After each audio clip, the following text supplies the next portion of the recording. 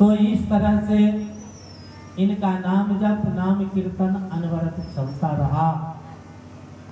और एक बार श्री रामा जी महाराज जो बड़े संत थे, उनके निवेदन पर 1920 ईस्वी में वे बेगूसराय गए। उन दिनों विवाह उत्सव का कार्यक्रम रामचरितमानस जी के द्वारा ही संपन्न होता था। तो जब कार्यक्रम आगे बढ़ा और भामरी पद गाया जा रहा था, भामर का पद, कुंवर कुंवारी क्या है, कुंवर कुंवारी कल भामर देही नयन लाभ सब सादर लेही, ऐसा हो रहा था। तो जो मंच पर मंचासीन जो मंच संचालक महोदय श्री रामादास जी थे, प्रवर्तक संत, उन्होंने घोषणा की मंच से कि इस सभा में उपस्थित अगर कोई संत ऐसे हों जिनको अपनी क्षत्रिय भाषा में ये भामर का पद आता हो, तो वो कृपया प्रस्तुत करें। और प्रेरक रघुवंश विभूषण श्री राघवेंद्र सरकार की कृपा इन पर हो गई। इससे पहले इन्होंने एक भी पद की रचना नहीं की थी, और भगवान की कृपा हुई, किशोरी जी की कृपा हुई, तो ये उठकर खड़े हो गए और इन्होंने कहा कि मैं गा सकता हूँ। ऐसा लग रहा था मानो सरस्वती इनकी जिह्वा पर सवार होकर के गवा रही हैं, और वो गाने लग गए।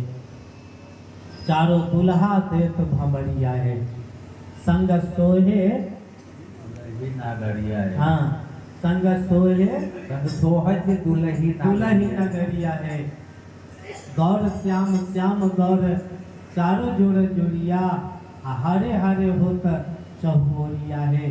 बड़ा जो है पद है।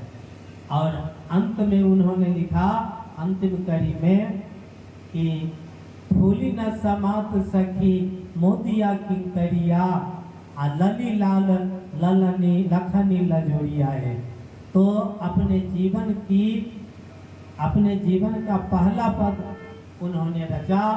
चारों तरफ से जय जयकार हुआ, उन पर फूलों की वर्षा हुई, बलिहार हो ऐसी ध्वनि प्रस्फुटित हुई, और उनको विवाह उत्सव का आचार्य पद दे दिया गया।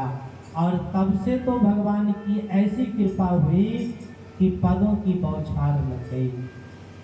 एक बार जब वो पहुंचे गया जी, अब पूरे बिहार में उनका शोर हो गया, ख्याति प्राप्त हो गए, और जहां तहां से आमंत्रण मिलने लगा।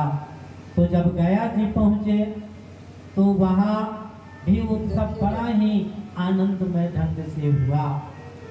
आज जब बिछावन पर सोने के लिए जा रहे थे, फल्गु नदी के रेत होकर जा रहे थे, तो संजोग से किसी धारदार चीज से उनका दाहिना पैर पूरी तरह कट गया, खून का फव्वारा छूटने लगा, बेहोश होकर के गिर गए। और उनके साथ सहनौली के प्रेमी भाई सोनेलाल जी थे, वो दौड़ करके पीछे आ रहे थे, दौड़ करके आए, उन्हें उठाए, बोले क्या हुआ? वो तो बेहोश थे। पैर के तरफ इशारा किया, और पैर को जब उन्होंने छुआ दोनों हाथ से, तो दोनों हाथ रक्त रंजित हो गया, खून से लाल हो गया। अब क्या, अपने गमछा से लेकर के उनके पैर को कस करके बांधे और ला करके बिछावन पर रख दिए। रात भर चिल्लाते रहे, राम राम श्री सीताराम श्री किशोरी जी। और 3 बजे में नित्य दैनिक क्रिया करने के लिए जब ये प्रेमी भाई को जगाए, तो प्रेमी भाई कंधे का सहारा दे करके इनको शौच के लिए ले गए।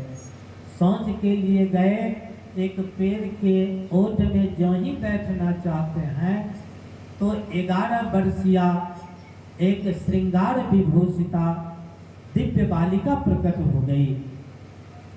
और बड़े ही सुधामयी वाणी से रस सरसाती हुई बोली, बाबा आप कीर्तन करके कहाँ गायब हो गए?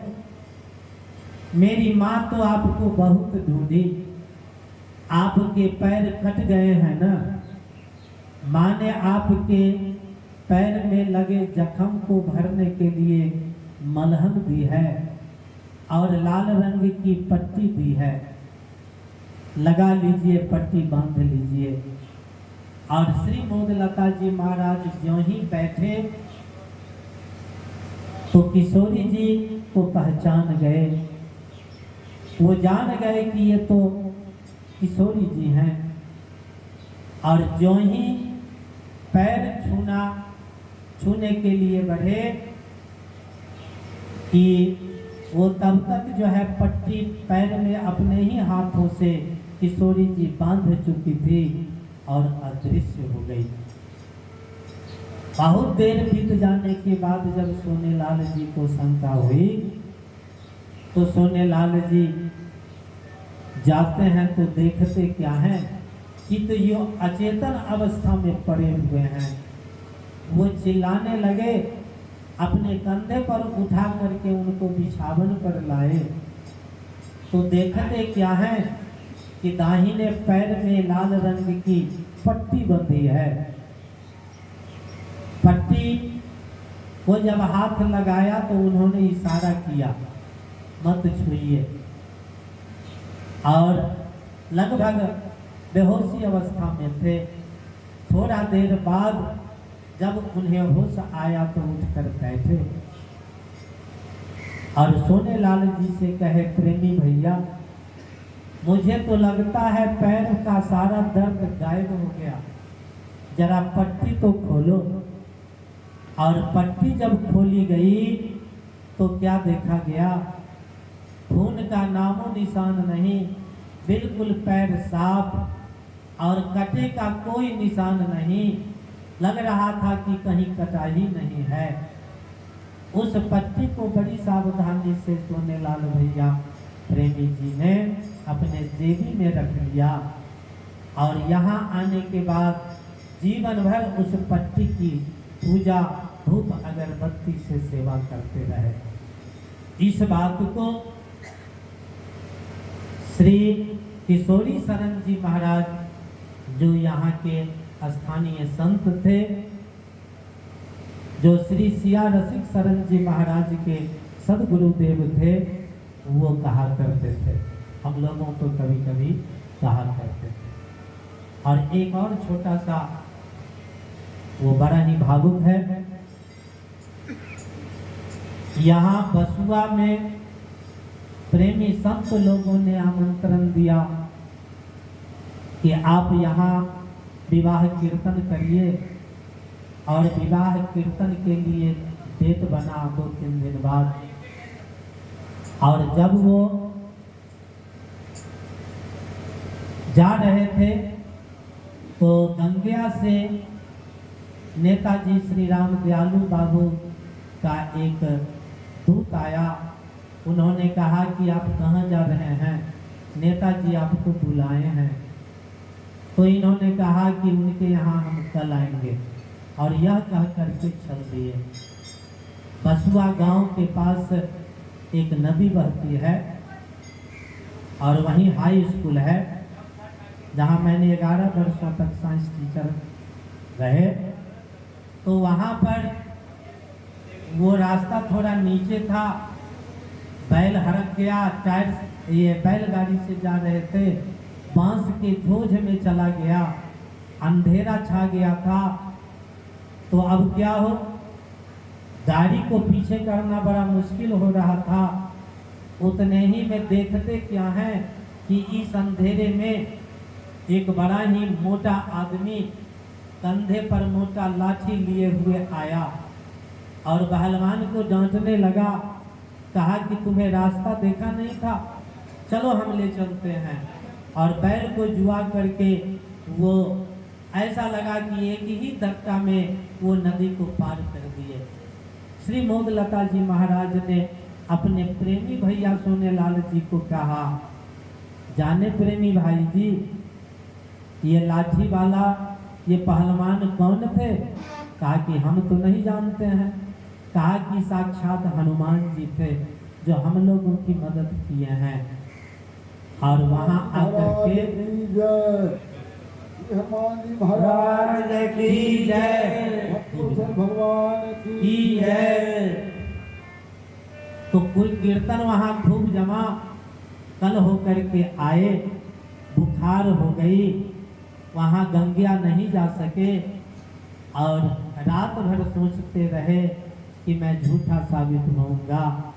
तो कल होकर के 8 बजे गंगिया से 4-5 आदमी आए और उनके लिए विदाई, धोती, कुर्ता का कपड़ा और वो क्या कहते हैं गमछा, ये सब लेकर के, और उसके बाद कहा कि महाराज जी आप कीर्तन करा करके वापस चले आए, क्या गलती हम लोगों से हुई?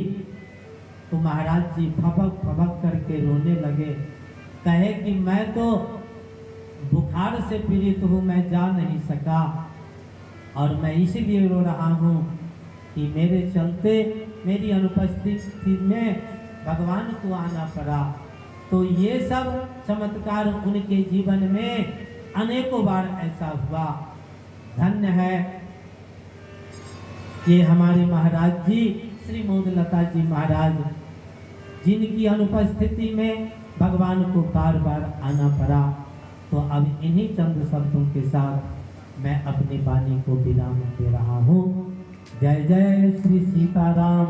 बोलिए संत मणि श्री मोदलता जी महाराज की